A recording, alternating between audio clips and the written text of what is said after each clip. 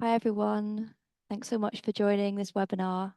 Um, so we'll get started. So this webinar is to launch the Green Social Prescribing Practitioner Guidance from NASP and Thrive. So yeah, next slide, please, Audrey.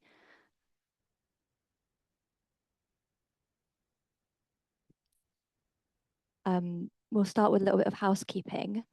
So that's the previous slide. Thank you. Yeah, and the slides will be shared afterwards. So this webinar will introduce the new guidance, which is aimed at providers of nature-based interventions who want to make sure they have everything in place to deliver safely when working with different levels of mental health need, particularly when participants are referred through social prescribing. So I'm going to speak a little bit about the background and why the guidance is needed, and then we'll hear more from Damien and Ben. So we're going to be recording this webinar, and you'll be sent the slides and a link to the recording, and they'll be on NAS website too. And please submit questions via the Q&A function for the Q&A session at the end of the presentation. And please use the chat function for introducing yourself and networking. And if you have any technical issues, please raise these in the chat and Audrey will help you out there. And closed captions are available at the bottom of the screen. Next slide, please.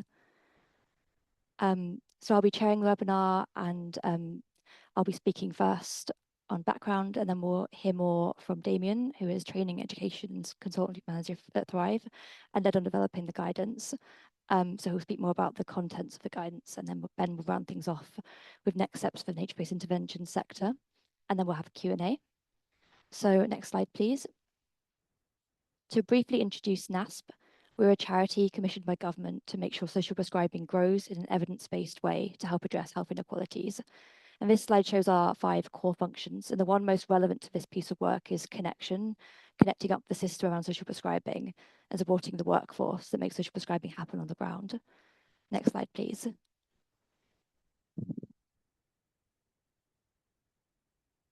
Likewise, you're probably familiar with social prescribing, but the international definition was only developed a couple of years ago. So we always highlight that it is a process in which a trusted professional in a clinical setting or a community setting identifies that a person has non-medical health needs and co-produces with the individual a non-clinical prescription, depending on what matters to them, and then links them into a provider in the community.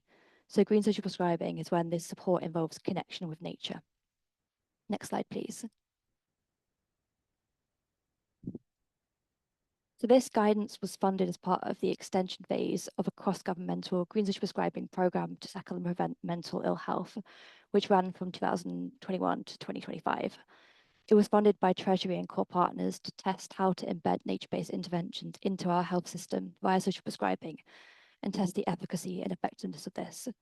So GSP was tested in 7 ICS areas, you can see on the map, with national evaluation. And the phase 1 evaluation reported really successful results around diversity of reach, mental health benefits measured with ONS4, and social return on investment. Next slide, please. And it also made recommendations around what we need going forward to achieve system change and scale up green social prescribing. So one of these was more support for nature-based providers. We know that there's currently no standardized pathway to becoming a nature practitioner, so people have various levels of training and support. And this inconsistency can leave both GSP practitioners and participants vulnerable, especially when participants with complex needs are referred via social prescribing and when there might be kind of a lack of understanding of the service around the referral. And nature practitioners also report emotional burnout from working with vulnerable clients without the proper supervision and support. So to improve this, sustainable investment in nature-based providers is crucial, and the evaluation also directly recommended the development of trusted provider information resources. So we hope this guidance is a good first step towards this. Relatedly, the evaluation identified the need to improve information flow between referrers and providers. So we know that connectivity between nature providers and the social prescribing system is low.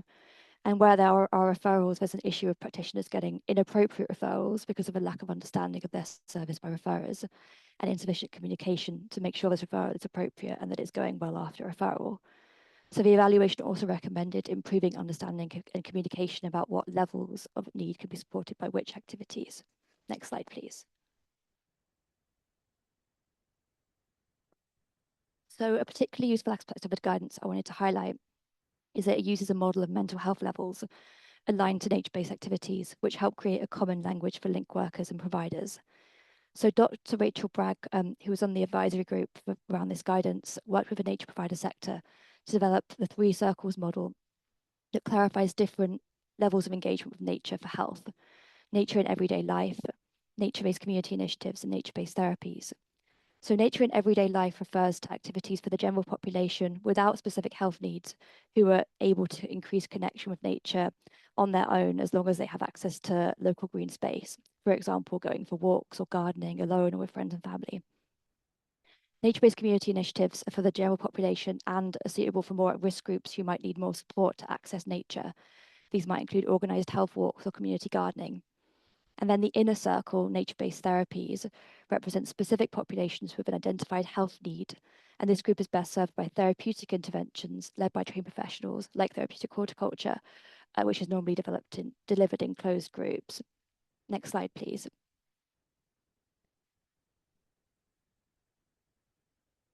So this model has been brought together with 5 mental health levels, as you can see on this diagram, also created by Dr. Bragg. So these mental health levels were co-produced in the Nottinghamshire Green Social Prescribing pilot as part of the GSP programme by clinicians, link workers and providers, and it formed the basis of a successful trusted provider scheme run by Nottingham CVS. As you can see, there are 5 levels, and the needs of the individual and the requirements for safe delivery increases as you go up the levels, and these align with the nature and everyday life, community initiatives and nature-based therapies. And then level 4 is in clinical settings rather than community. So using mental health levels is really useful in social prescribing, beyond green social prescribing, to help link workers to describe the level of the patient need and providers to clearly describe the level of need that intervention supports so that people are referred into those suitable interventions. So in the Nottinghamshire GSP programme, they developed the Big Green Book, a resource directory of GSP providers. And on each page, like each provider, it clearly says the level of mental health need they could support. So we've used this model in the guidance to define the principles and competencies that we recommend providers have in place to deliver safe and effective support for the different levels of need. And we hope that this guidance will help practitioners to communicate their offer to the health sector and to be generally aligned and equipped for when much needed investment in preventative community health support hopefully comes along. So NASP commissioned the of this guidance to Thrive, who have nearly 50 years experience supporting practitioners who develop outdoor interventions, who deliver outdoor interventions for health and who deliver social therapeutic horticulture. So Thrive delivers highly regarded training in social therapeutic horticulture at all levels, from starting out up to accredited qualifications. So we're going to first hear from Damien, who led on developing this, and he's going to go into the drafting process and the contents of the guidance in more depth. So I'll hand over to Damien. Thank you, Molly. It's great that so many of you are able to attend. So I'm going to talk through how we develop the guidance and talk through how essentially we've responded to what Molly's introduced there in relation to the needs of the sector and what could be really helpful in order to sort of iron out some of the challenges within green social prescription. So moving on to the next slide, we'll just start by talking about the process. NASP created a commissioning document to enlist Thrive to lead on the development of this document. And I use this document, essentially this commissioning document, as the structure in which we went through this. As we look on the next slide, we can see some of the audience and aims, if we can move to the next slide. And here we got really good, clear guidance, which is really helpful when you're trying to put this together, to make sure that you stick within the confines of what you're actually looking for and, and essentially meet that sort of aim of being very clear, very practical and very applicable. Obviously, we had to recognize the audience as being quite a wide audience. There are lots of different types of green social prescription going on out there. And although at Thrive, we're predominantly interested in social and therapeutic horticulture, we can apply some of those principles across. But it's important that we recognize the need to understand how other nature-based therapies work and how other nature-based interventions work. And so recognizing that breadth of the audience was key right from the beginning. And then, as I say, trying to make sure that we're easy to access, engageable in the way that we put the document together, to recognise the aim of it being there to support, safe and informed referrals from social prescribers with the overall aim of being safe and effective in practice. There are a good set of objectives that covered, a good full range of the way in which this can be achieved by thinking through the, principles of it, by thinking through the skill set and competencies needed within people at the different levels in which they're delivering green social prescribing, but also how that can be supported with the organizational side of things, but also through continuous professional development and understanding training needs. So many people working in this sector bring huge range of skills and talents to it, but sometimes we come from particular angles. We might be more land-based, we might be more health-based, and a rounding off can be really valuable. Some ideas of improvements for over time and how we can develop, learn from our mistakes, learn from the way in which, in particular, we can make sure we improve the onboarding process, but also think about how we improve the way in which people leave our interventions and their green social prescription in a renewed way of able to support their recovery still further, and all of the time trying to make sure it's accessible, easy to engage with, and essentially is practical in the way that it actually supports people to achieve improved, safe and effective practice. On to the next slide. We also obviously within the commissioning document understood the scope of the work and content. As I say, it's really important that you have those clear boundaries of what you're trying to develop. And so with some understanding of how we needed to describe those minimum principles and competencies, the supervision and guidance that would be needed, and the training and education side of things as well. And so moving on to the next slide. We just talked through the actual consultation process. So with that really good, clear commissioning brief, built from the needs analysis that Molly introduced, we engaged in a consultancy sort of process where we developed the first draft at Thrive and then essentially put it out to a different audiences in order to get feedback. And essentially those audiences broke down into two groups: a delivery group, mixed people, practitioners from different nature-based interventions, but also there were some managers of nature-based interventions involved. And again, important for us to make sure that within that group there was some wider MBI input as well, just to soften the more social and therapeutic horticulture angle that obviously Thrive would bring to it. And so I think we managed to get good input. There were an opportunity for people to essentially join a meeting. In fact, for both groups, we had two meetings set up. But of course, time is difficult for people. And so we had lots of input that coming in by email, as well as being able to have some consultancy meetings with people in that delivery group as well. And then we had a more sort of policy and research side to the consultancy, drawing upon expert skills from people who have been involved in that side of the sector's development. And we were lucky enough to have Dr. Rachel Bragg and Dr. John Fieldhouse, who have been both involved in nature-based interventions for pushing 20 years. And so between them have a really good understanding of the existing sector, but also a really great understanding of how that sector can progress. You have Dr. Rachel Bragg with all of that experience coming from research beginning at the University of Essex with the Green Exercise team, but since then going on to be really important in supporting the whole sector with consultancy from those years of expertise. And then for Dr. John Fieldhouse to be involved was, incredible for us, really, really valuable. John is a leading occupational therapist who teaches at the University of West of England and was involved in the test and learn side around Bristol and South Gloucester there. And so his interest in this predates mine even. I remember reading John's research published in the British Journal of Occupational Therapy 20 odd years ago, and to have him involved and have all of that expertise was really, really valuable. And one of the ways that really shaped this document was, again, to be able to take it away from just being a Thrive-centric document and make sure that it was a sector-wide document. And both of those people involved in that were really important. Alongside the two of them who, not only supported with a couple of group calls, but also with all sorts of email support, Rachel developing some of those models and refining them a little bit so we can, iron out creases in language and make sure that things are as easy to translate for everyone and understand as possible. And so we had people from integrated care boards adding in their input and their value. And also importantly, we had some input from a link worker as well into what's reasonable and what's practical and things like that. And so moving on to the next slide, we'll be able to see that what that consultancy process of meetings and emails. I'm sure many of you have been involved in these things, lots of toing and froing, way more than you set out in the original plan, of course, to get it right and pick up every little point that we can do to try and make sure that it's a document that's robust for some time to come.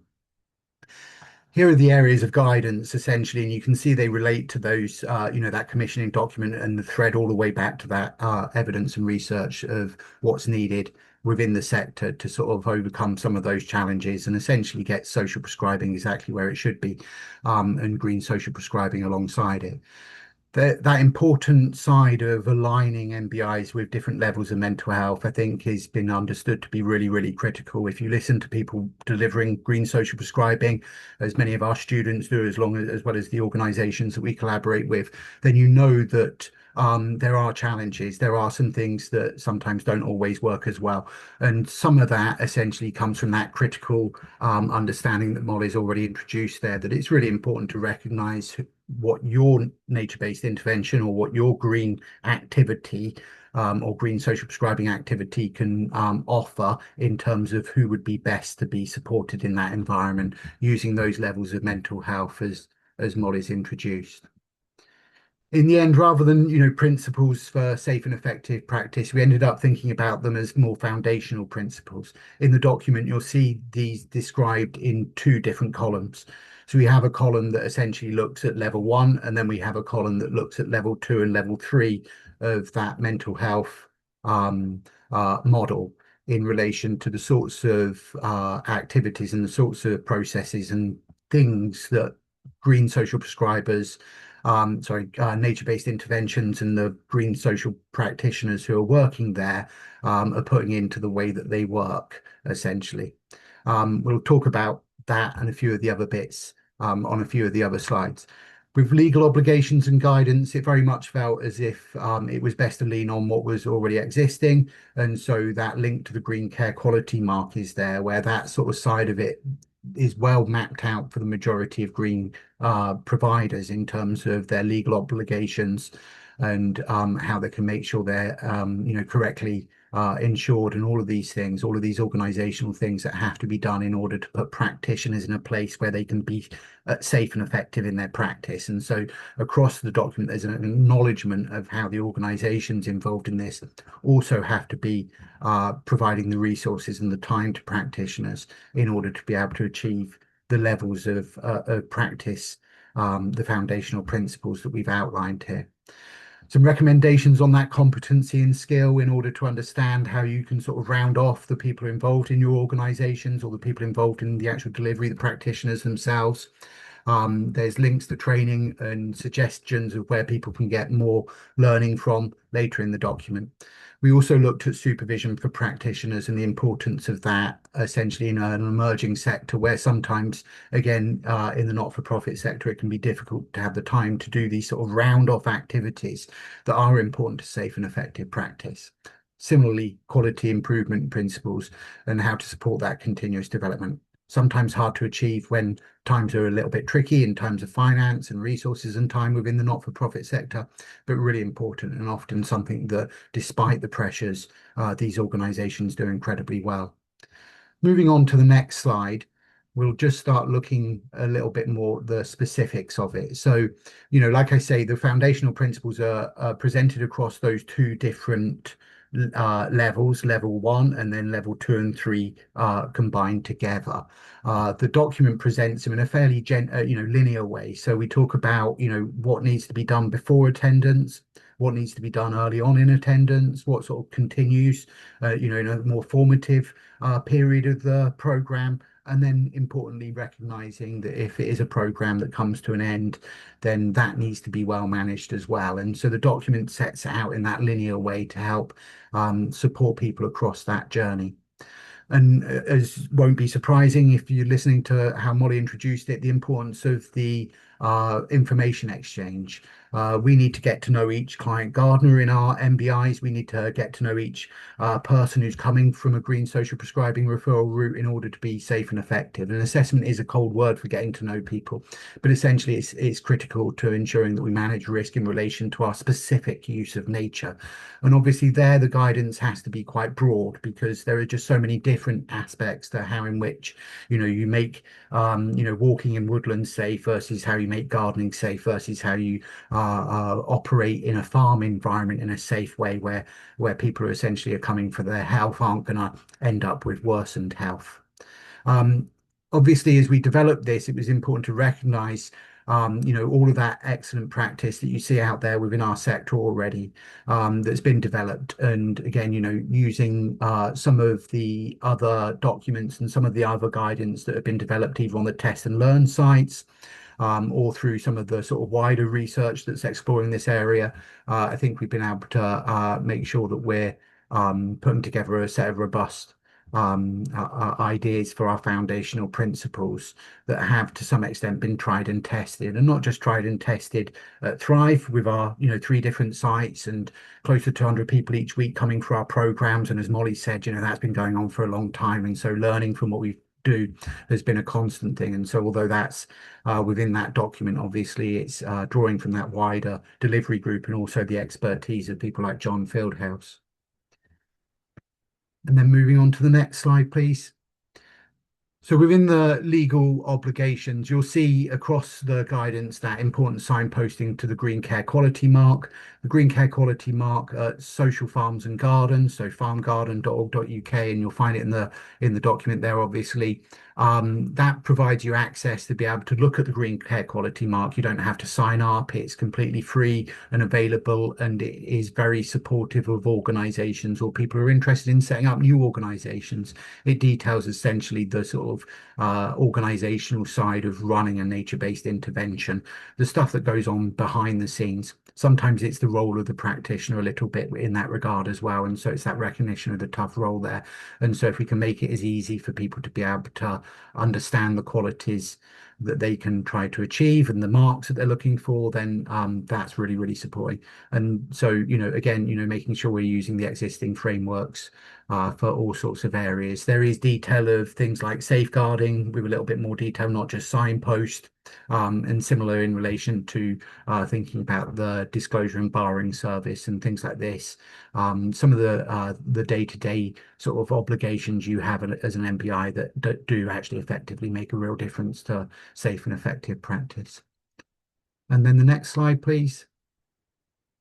So the competencies and skills side of the document, this was split again into 2 levels, recognizing that people who are delivering in that sort of more therapeutic model will need additional skills sometimes if you're working with people with more complex mental health needs. And, with those mental health needs can sometimes come that more physical health side. And there are people being referred into these programs where essentially perhaps mental health is an issue, but it might well be the secondary issue after a different health condition and things like this. And so recognizing that across the different levels and the skill sets that are needed. Importantly, recognizing that there is this really important attitudinal side to what practitioners do. There's, you're working with people who are facing up to challenges to their health and their wellness, and that's tough for those people who are coming into our programs, but it's equally sometimes tough for our practitioners to sort of maintain that quality of attitude and approach the work with good values. So as well as understanding the skill sets that are maybe needed, understanding the values and the attitudinal attributes of our practitioners is important.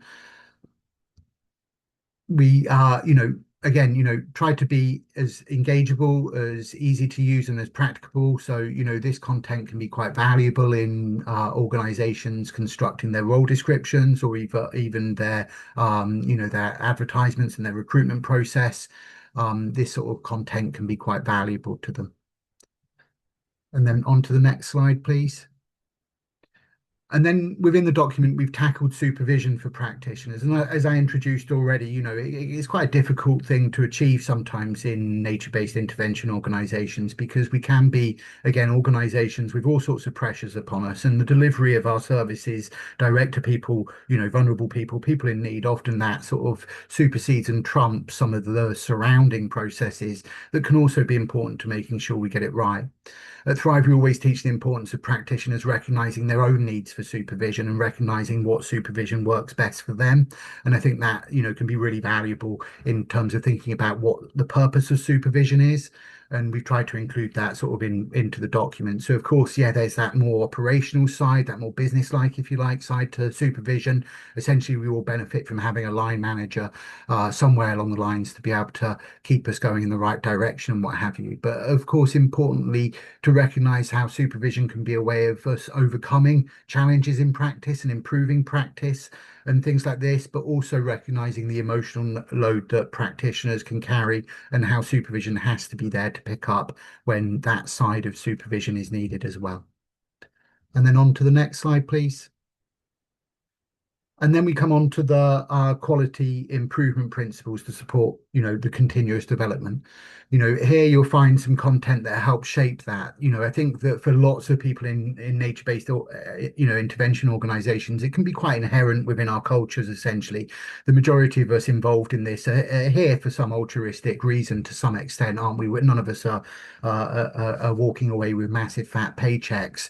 And so, to be able to essentially continuously improve is usually embedded, but essentially, it highlights the importance of engaging with wide range of stakeholders, the importance essentially of being a really good listening organization, an organization that listens and an organization that responds to what they're hearing, and essentially is open to change and open to the idea that it is possible to do it different. It is possible to find, marginal gains in the way that you work that make it not only easier for everybody who delivers these, but also the experience of the people who are engaging and essentially the people referred in from the social prescription process.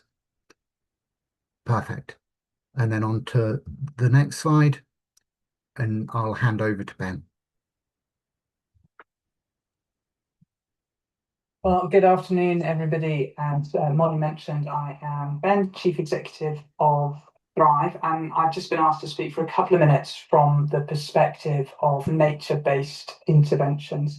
First of all, I want to just offer my thank you to everyone who responded to the consultation and put their ideas and thoughts forward, and everybody who was involved in the development of the document. So a huge thank you to all involved.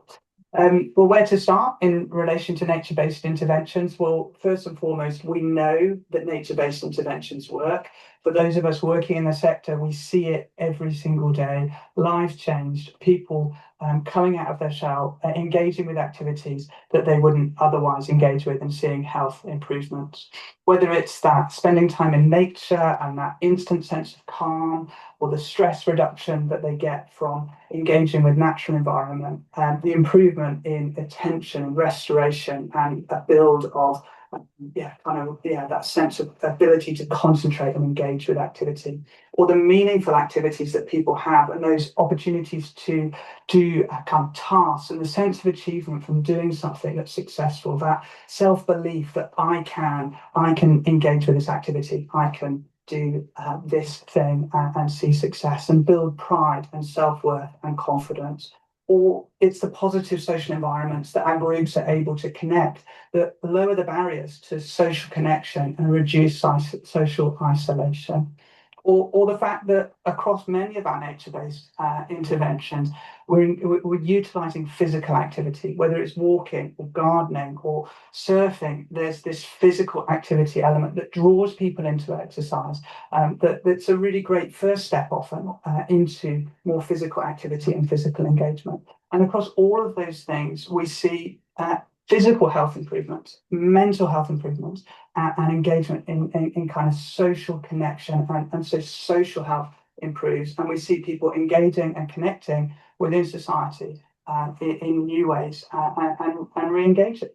So we know that nature-based interventions work. And we also know through the evidence that we've seen that nature-based interventions can engage populations that typically don't engage or are less likely to engage with some of those clinical interventions or other interventions. And that's all borne out through the existing evidence, and it was validated further through the green social prescribing evaluation data as well.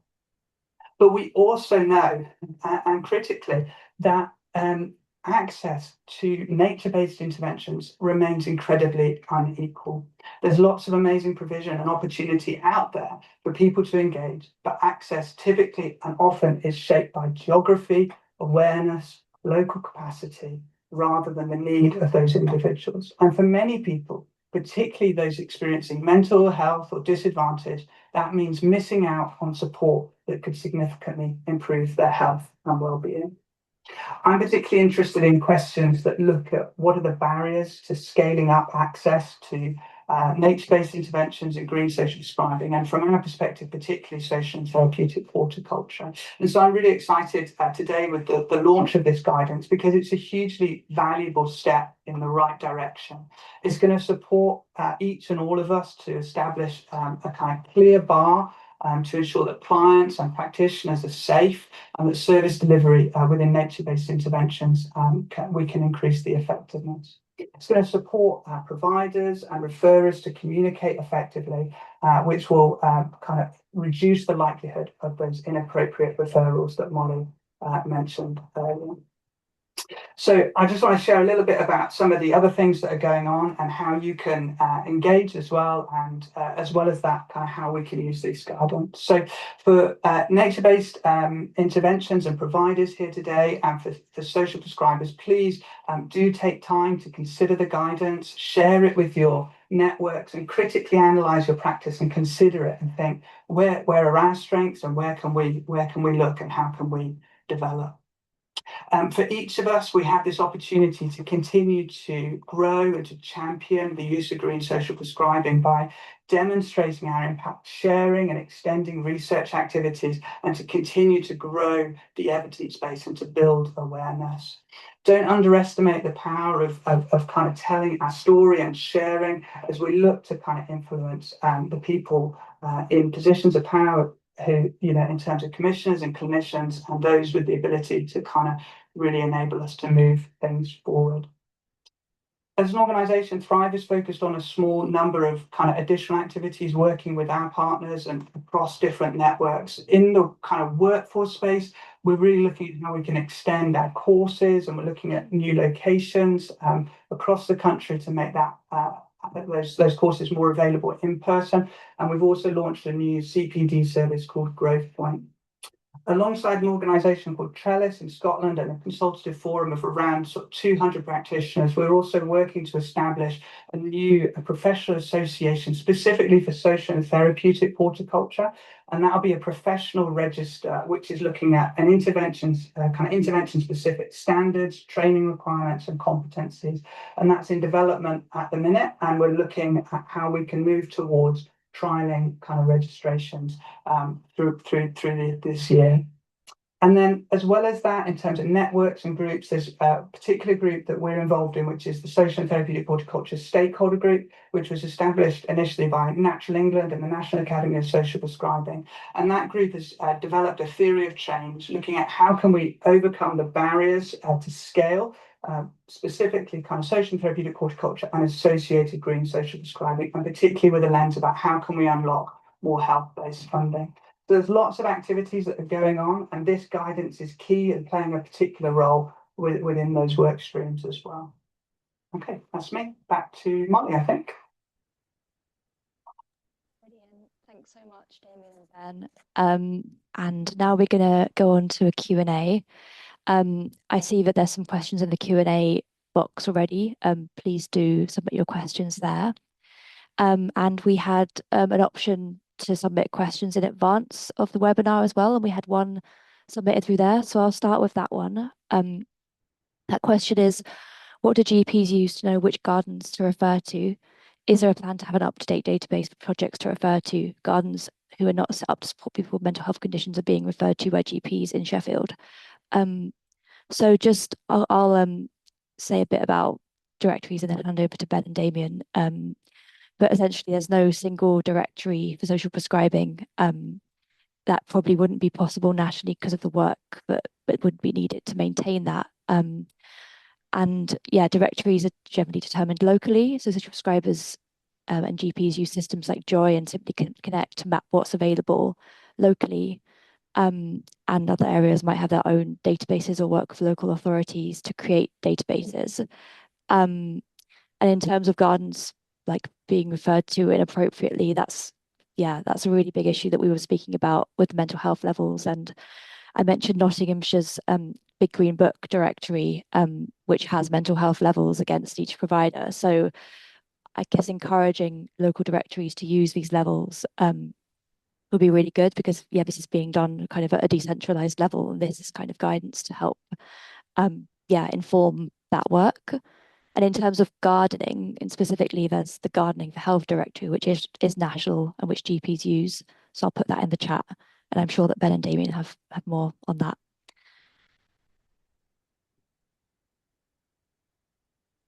Yeah, sure. I mean, essentially, you've covered it, I think, Molly. I think Gardening for Health is the go-to place that has attempted to try and create some form of national register. And so, and like you say, such things are really difficult to manage. The workload behind it to keep on top of it would be really, really difficult. And the value of it is probably best at a local level anyway. Mm. And it's, there are these subtle changes, and these subtle changes obviously, change depending on which, country in the UK you're in as well, a little bit in terms of Mm. how, health as a devolved issue works. And so the value of a national one, I think, is something that is superseded by a local directory.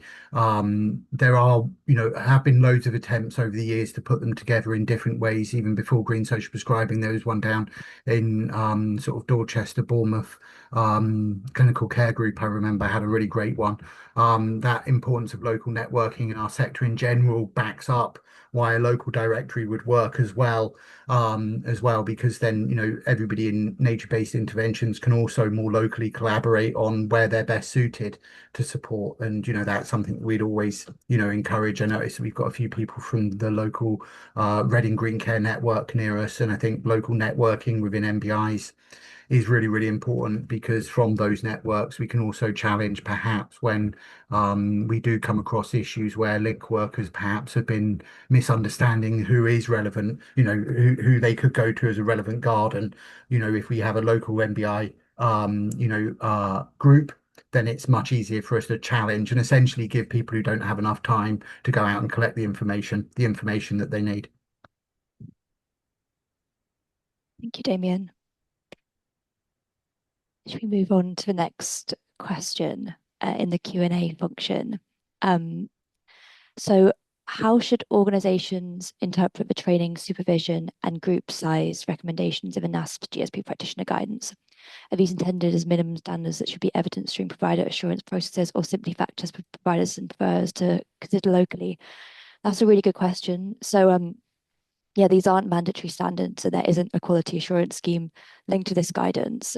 And if that does get developed in future, this guidance is perhaps something it could build on. But we were really keen not to be prescriptive. So it is suggestions for providers and referrers to use to bring clarity.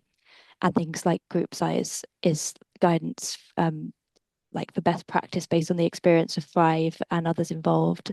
Has anyone else got anything to add on that? Yeah, I mean it's a really difficult one. It's the sort of thing that I don't think that, you can get to a point where you start mandating sort of ratios of practitioner to sort of attendee and things like this. And you see it within other health professionals in terms of what's considered correct for their workload and what have you. And so we might get there one day, but essentially I think that, locally and within your own program, you always have to make some of that decision based on the situation you find yourselves in. And we can use that sort of levels of mental health to give us a bit of a guide, which is, what we give in the document. But there will be days when somebody who can be usually perfectly comfortable in, managed within a group of four eight, all of a sudden is that person who needs that day with a little bit more one-to-one input. And so it's that flexibility that's needed within all of our practice. What we've put in the guidance, I think, is like Molly suggested, born out of years of nature-based intervention work, where sort of most practitioners will say that once you go much before, certainly at level 2 and level 3, once you go much before beyond sort of 8 or 10 people, it starts to become quite unmanageable, and you become less certain as a practitioner as to whether each individual has truly had as much input and as much engagement as is needed at times. And so it has to be responded to almost on a flexible sort of way. But I think the guidance is fairly good and robust. Thank you, Damien. The next question, it says, I am interested in retraining to deliver nature-based programs for health and wellbeing in adults.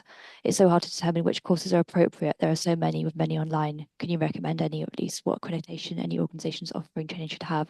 I think this question is best placed to just for me to hand over to Thrive on that.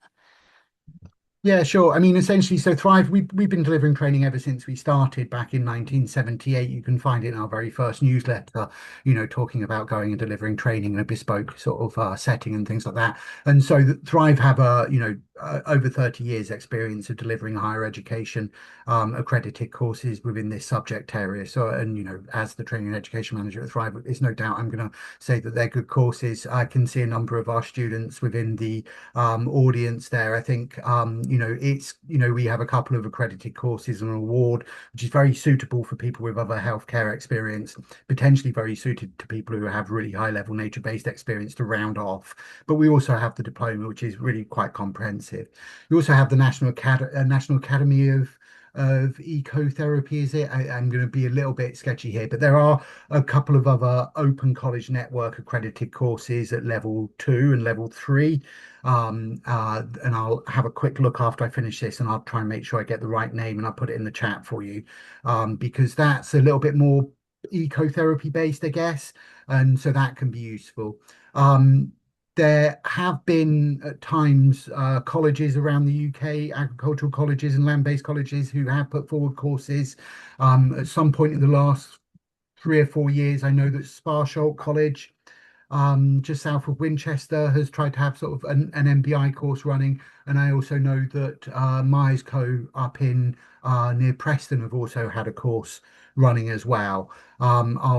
Like I said, I'll just double check the name of these people and I'll stick it in the chat, because they're the other ones that we would sort of see as delivering, accredited.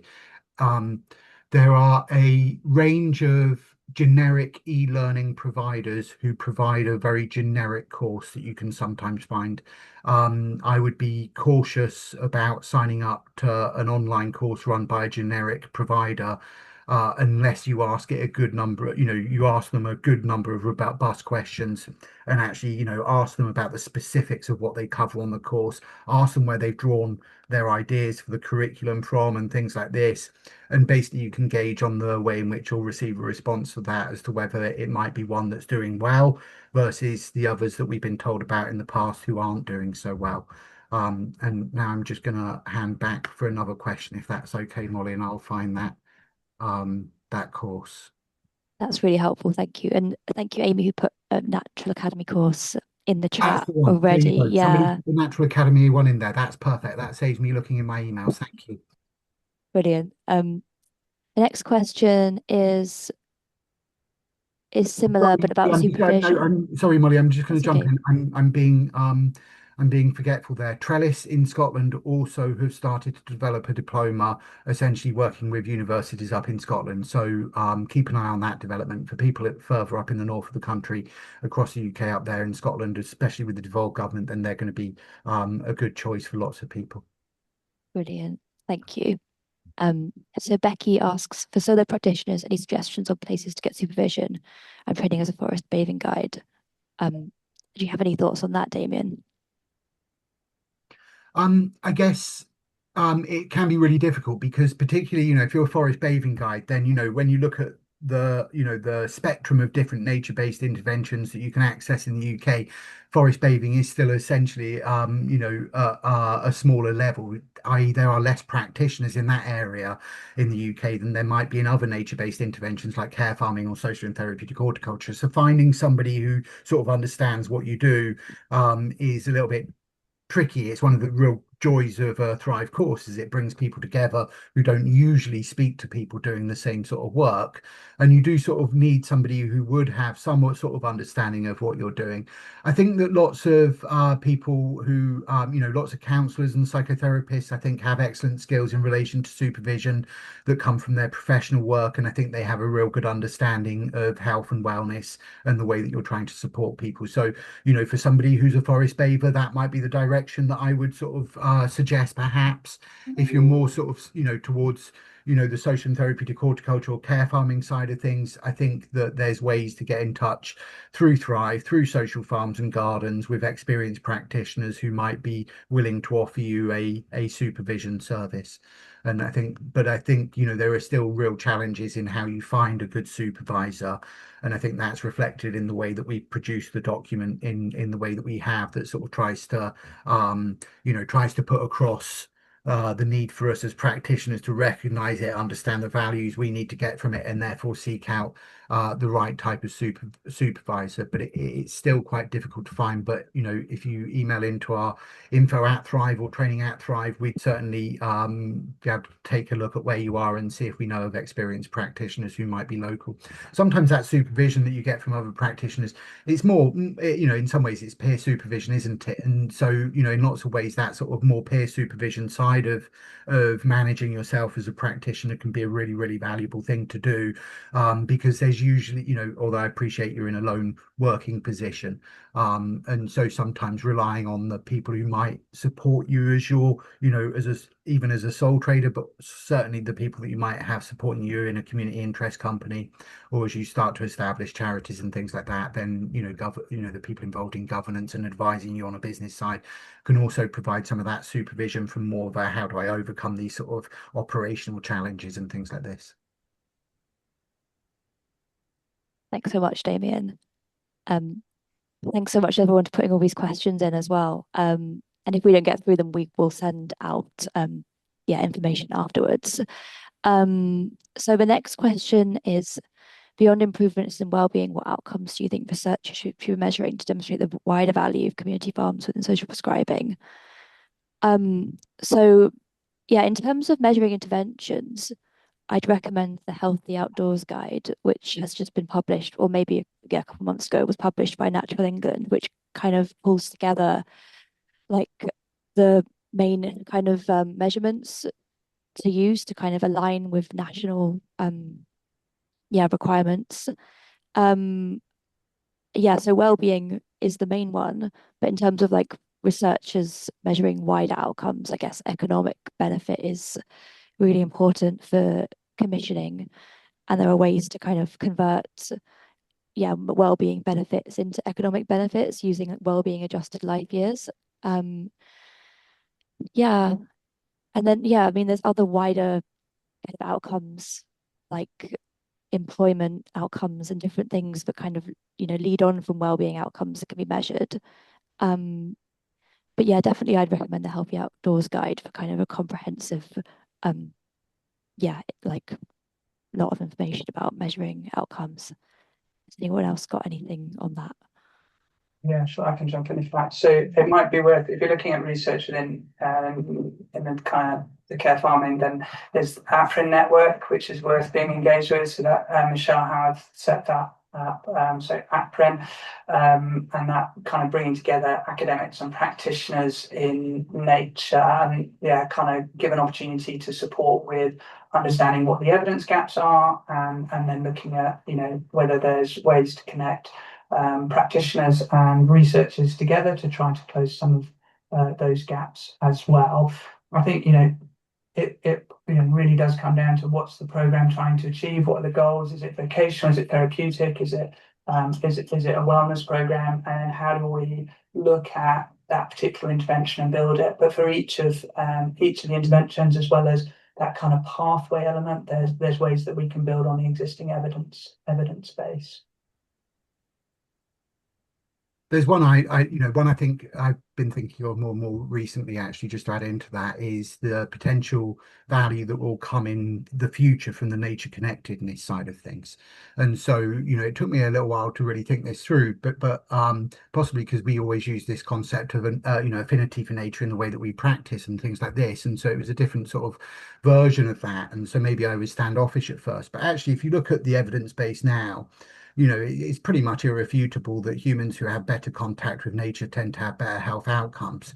And so if every single MBI can demonstrate that they improve nature connectedness, then there's an argument to say that they demonstrate, things like Molly's talking about in terms of wellness, wellness life years, but also qualis. You can start to demonstrate that quality life years are extended by nature-based interventions. And if you can get to that point, then commissioning starts to become pretty much the only possible response to that from policymakers. Well said, Damien. Thank you. The next question is about directories. What would you recommend to ask for in a directory to ensure suitability, i.e. take the head insurance, safeguarding, risk assessment, anything else? So I think, yeah, if it's a kind of public facing directory, it's important to have things like group size and facilities, and then, yeah, the level of mental health need that can be supported. Yeah. Any other thoughts on that? Just I think sometimes it's about being quite sometimes it's easy to sort of assume that you need a document that has lots of technical language in it, when actually some of what people need to know is how much of the garden is accessible to someone who's in a wheelchair. What sort of group size are you working with, what sort of support or welcome am I going to receive, and things like that. And so I think that sometimes in the directory that sort of information is really important because it supports potential self-referral as well as green social prescribing. But I think that, this aligning to the mental health levels is so important in the way that you think about projecting yourselves as organizations and how you might be projected on a directory in order to begin that sort of important information exchange to get the referral process right. thank you. I'm just putting the big green book in the chat. I know I keep mentioning it from Nottinghamshire, but that is like a really good directory that has like really clearly, outlines all these different things like getting here and facilities and whether it's wheelchair accessible. It's just like really clear and has everything, that kind of Damien mentioned. So just putting that in the chat. And then I'll go on to the next question. This is about funding. Where does the funding get decided? Is it per prescription? Are there contracts? Should I contract GP surgeries? So unfortunately there isn't funding like per referral through social prescribing, and there isn't yet a kind of longer term kind of consistent funding model, but NASP is really like pushing nationally for that. We really need long-term sustainable funding so that providers can know that they can deliver like for a number of years in the future. At the moment, the situation is that providers are having to look to different kind of funding pots, and NHS commissioning does happen, and there are some good examples in the GSP program where this has happened, but it tends to be more on a kind of, there's not a set way that it happens. It tends to be from something happening in an area that commissions have become aware of. And yeah, so the answer is kind of that there is not really a specific answer on that yet. Anyone else got anything to add? Yeah, I think the funding insecurity is one of the fundamental challenges to scaling the use of nature-based interventions and green social prescribing, because, as Molly said, it's so reliant on sort of short-term grants and all the associated challenges and effort that goes with each of those. I think this piece of work and others mentioned earlier in relation to the work that kind of looking at how can we challenge those barriers, and some of that's around things like building and disseminating the evidence base. It's about influence and using that kind of to persuade clinicians and commissioners I think in terms of clinician perspectives, we see really strong evidence that, so I think it's 94% of clinicians support social prescribing. There's good sympathy towards nature-based interventions, but there's low in terms of awareness of available provision.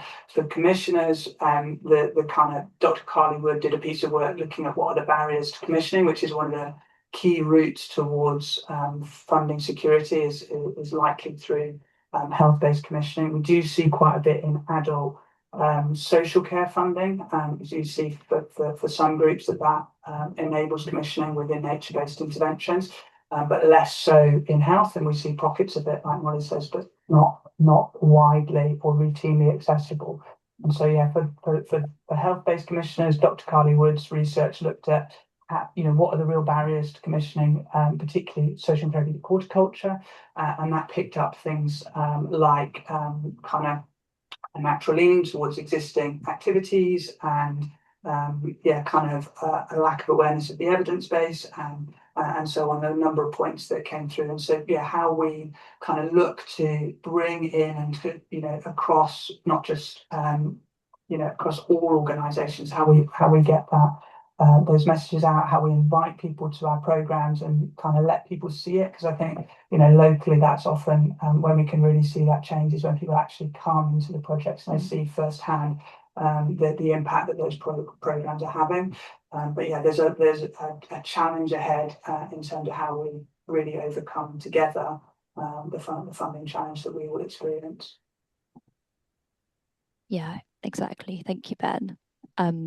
We have one more question in the chat after that, so we'll answer this and then we'll close. The last question is reaching out to social prescribers. How can we share our work with them more and engage them in our work?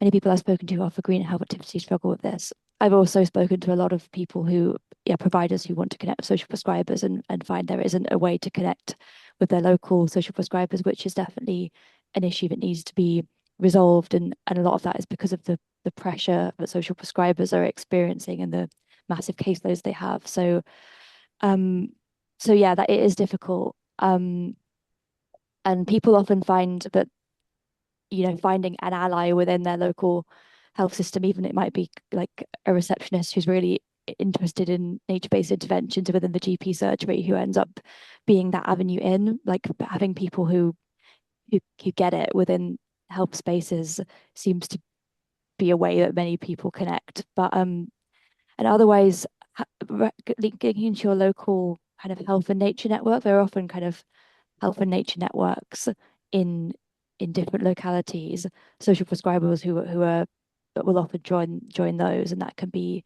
a good way to make those links. Any other thoughts on that?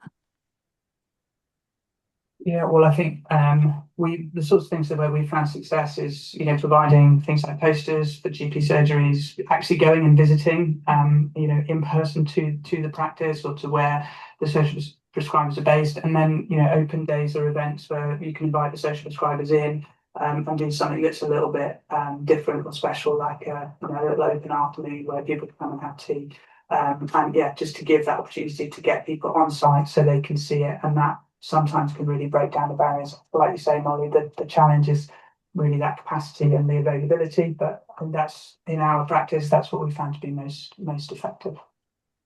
It's a really good point. Yeah, experiencing it in person is like the main way, like inviting them along. Thank you. Audrey's just put up a poll. It'd be great if you could fill that in to give us some feedback on this webinar and how we could improve our webinars. And yeah, the final slide which you'll receive has how to get in touch with us and has a little link to the guidance at the bottom, which is on our website. It'll come up from Googling GSP Practitioner Guidance NASP as well. If you have any more questions when reading it, please feel free to get in touch via those contact details. We really hope that this webinar was useful and that the guidance is useful for you. Thank you for joining. Thank you so much, Ben and Damien, speaking. Yeah, thank you, everyone. Thanks, everyone.